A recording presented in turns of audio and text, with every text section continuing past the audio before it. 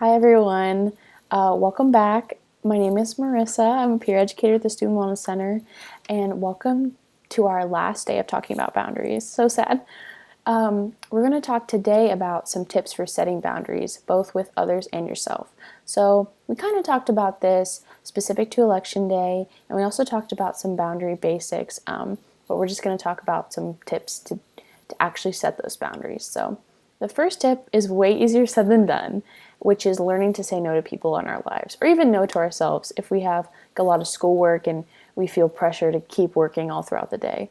I know personally sometimes I feel rude or selfish when I say no to people, but saying yes to everything is a sure way to run yourself into the ground.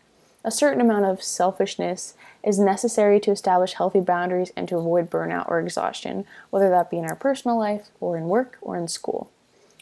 So when setting boundaries with others, it's important to become aware of any expectations or limits you may have and clearly communicate them.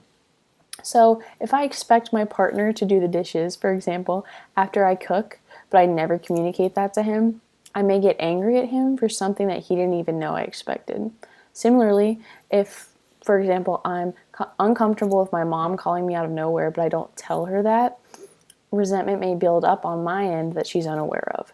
So it's essential to communicate any expectations or boundaries you may have empathetically and clearly with others so that everyone can be on the same page.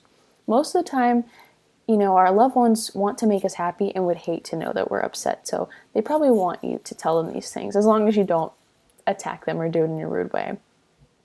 When setting boundaries with yourself, it may be helpful to make a schedule. I know we hear that all the time, but it may be helpful to make a schedule and fit in times for breaks or activities you enjoy.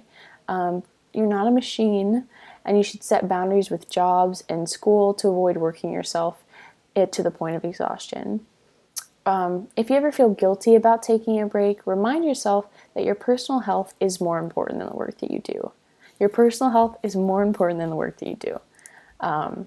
That being said, give yourself grace if your boundaries are slow to improve or you find yourself struggling with self-care. Take it one step at a time and you can change your habits and change will come. So finally, just work to recognize that your needs are just as important as everyone else's, especially if you can be a people pleaser. And remember that setting boundaries isn't selfish, it's necessary. So thank you guys so much for watching the past couple days. I hope you learned something good. And have a great rest of the semester.